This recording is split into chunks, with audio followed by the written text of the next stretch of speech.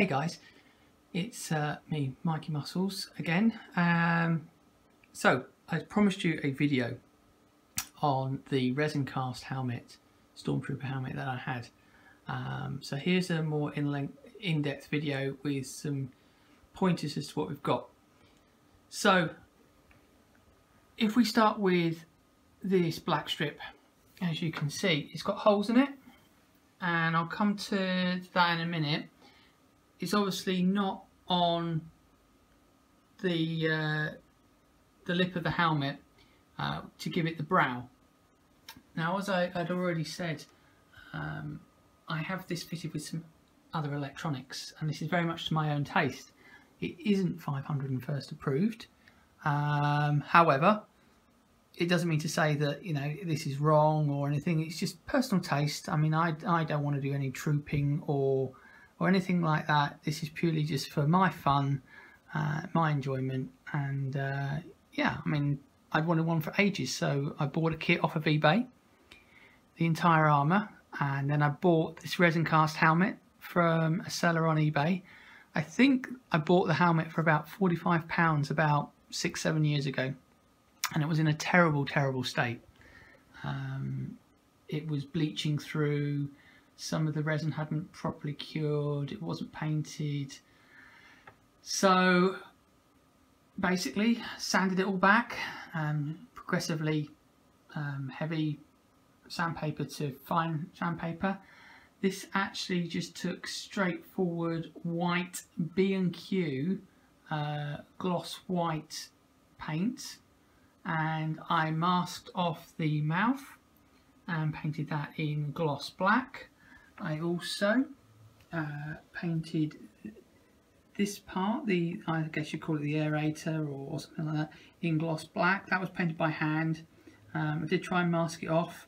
Unfortunately, it kept bleeding through.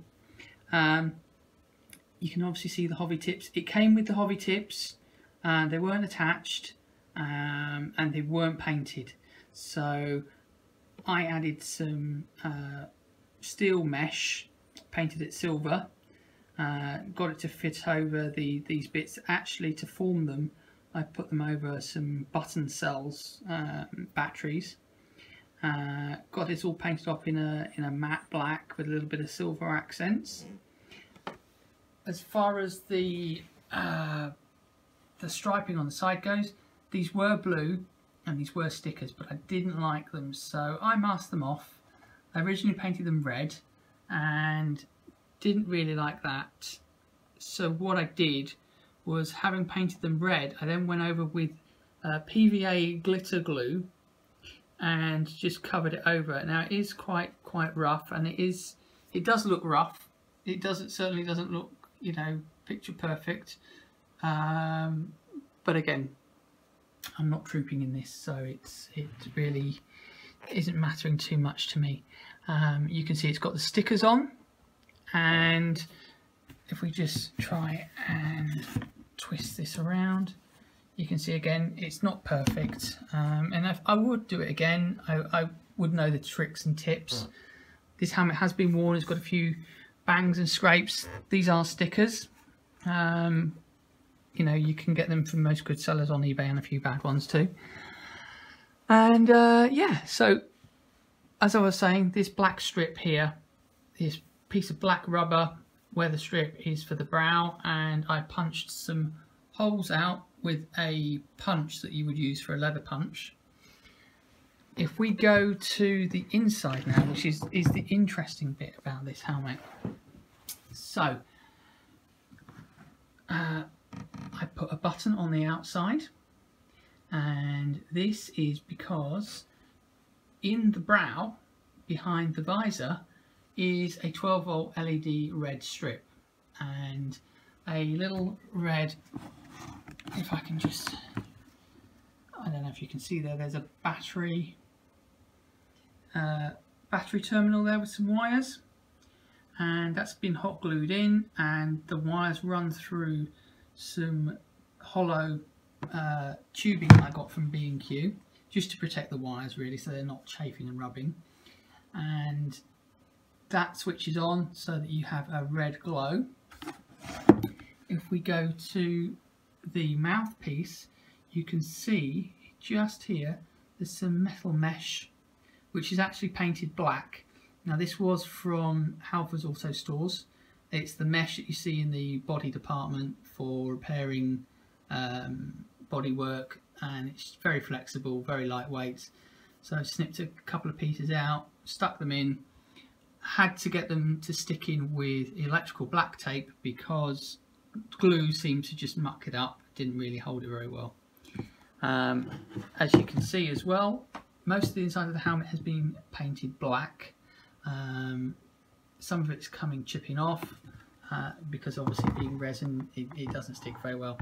Now I know this looks really messy at the back, and please excuse the hot glue. I've just literally removed these so that you could see what is in the back. You can see some wires. Now those wires actually should go to a little electrical box, and those wires actually are for the microphones. So I drilled 2 holes either side, one for left, one for right, and these microphones went into a small microprocessor box, and this is what was in the back of the helmet. Now this is a Velman, it's called Stereo Ear Mini Kit, and I originally bought these from Maplin UK. That was before Maplin went bust, and now of course Maplin have been taken over by Dragon's Den Dragon Peter Jones, and the brand's either being relaunched or has been relaunched here in the UK. But I originally used to go and get these kits from Maplin's in the UK. They were a bit more expensive than they are here online. They were about £9.95. However, this is what you're now looking at. So you've got your left and your right speakers. You've got a volume control, which is here, and you can just buy like a little plastic speaker, what they call knob, to for high and low. And these kits are hobby kits, so you need to have some sort of soldering experience. It also has a switch and an LED. These are absolutely brilliant. I'd highly recommend getting them.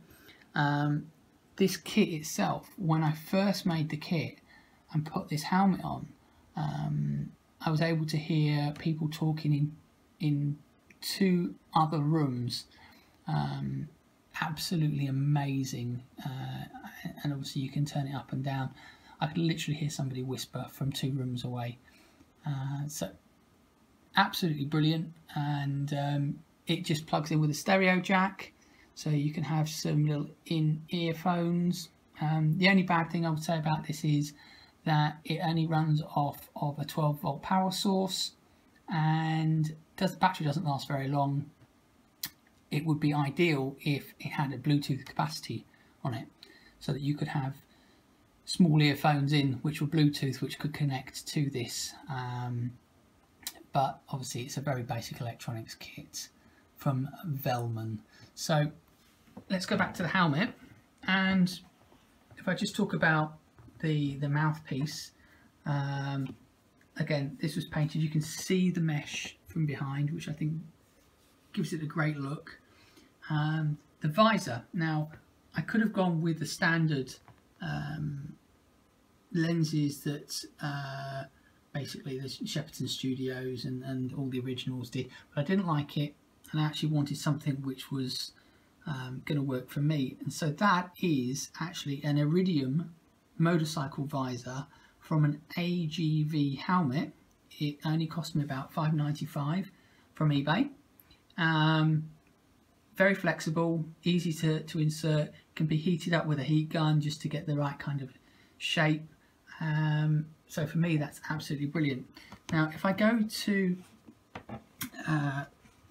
the inside again, and I'm just going to try and switch these on.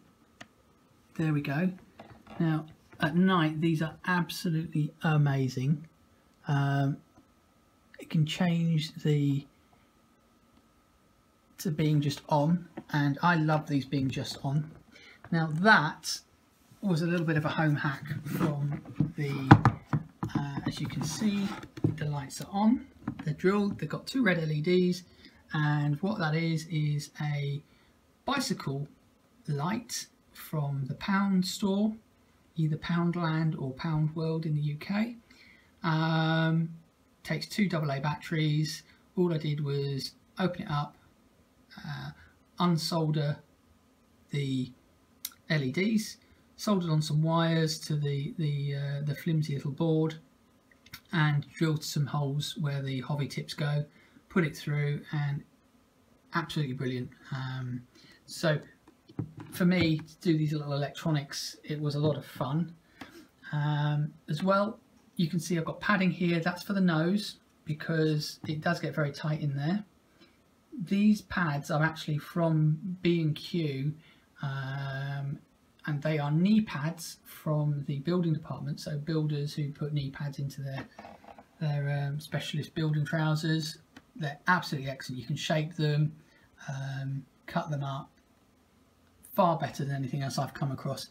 And this little, what you see, skull cap inside here was actually bought from eBay for £3. It was actually a scooter helmet inlay, and it's just got some padding. And behind that I had from a hard hat from a construction site, just so that it gave it some structure and could be glued in to the helmet, and that sits very neatly on my head. As you can see at the back, I've got more padding from the builder's pads, and that's literally how this goes. There were more lights in the helmet. I did originally have, let me just try and turn all of this off. There we go. I did originally have some finger lights from Primark, which actually sat on the inside here and here, and could be individually switched on, and they were green and they just shone through the edge corners of the helmet, and hopefully I'll be able to put some pictures up of the helmet glowing at night along with this video. But when this is lit up at night with the red hobby tips, the light actually does radiate through the mouth, making it look quite sinister, and it also radiates just above the brow of the helmet and gives it a really menacing look. And stuffed with electronics, very tight. They last for a couple of hours, the batteries, which is good enough if you're going out for a Halloween costume or anything like that. I also at one stage had a mini fan to keep you cool in there, but it became quite cramped in there. So I took it out because literally, I mean, unless I was going to be wearing the helmet for an hour straight, then there was no need to have a little fan in there. It wasn't fogging up the screen. There is a little gap between the eye sockets and the visor, so you do get some airflow coming up underneath the helmet as well, through the mouth and around the eyes. However, you know, this suits me. It's a great bit of kit. With all the time and the effort and the work that I've put into that, and the materials, I'm sitting right around just under the £200 mark for doing a helmet like this. That is the paint, that's the labour, that's the electronics, that's the stickers, the visor, and all the sundries which go with that. So that is the helmet, and the next video I will go and talk about the actual armour. And again, there's electronics, and hopefully I'll be able to pull up the right Velman kit that I used for that. So stay tuned. If you like this video, give it a thumbs up. If you're a Star Wars fan, give it a thumbs up. If you're a maker, give it a thumbs up. People like Adam Savage, Punished Props, Frank Ippolito, and Evil Ted, you know, these guys have got so much more experience than somebody like me. This was just done for a bit of fun, but it's a great learning process. and if you're into that kind of thing, then give it a go. I mean, everybody makes mistakes, however, you've got to learn somehow, and you learn for your next project and your next project and your next project. So yeah, I mean, if you like it, drop me a line, some comments, direct message me. I'd love to get at least 1,000 likes on this and the rest of the Stormtrooper costume. And if there are any other ideas or things I could do costume wise that you think you'd like to see, drop me a message, and hopefully I'm going to start to be doing a few more videos, interesting kind of things that you might like. And if I've missed anything, I'm sure you guys will tell me.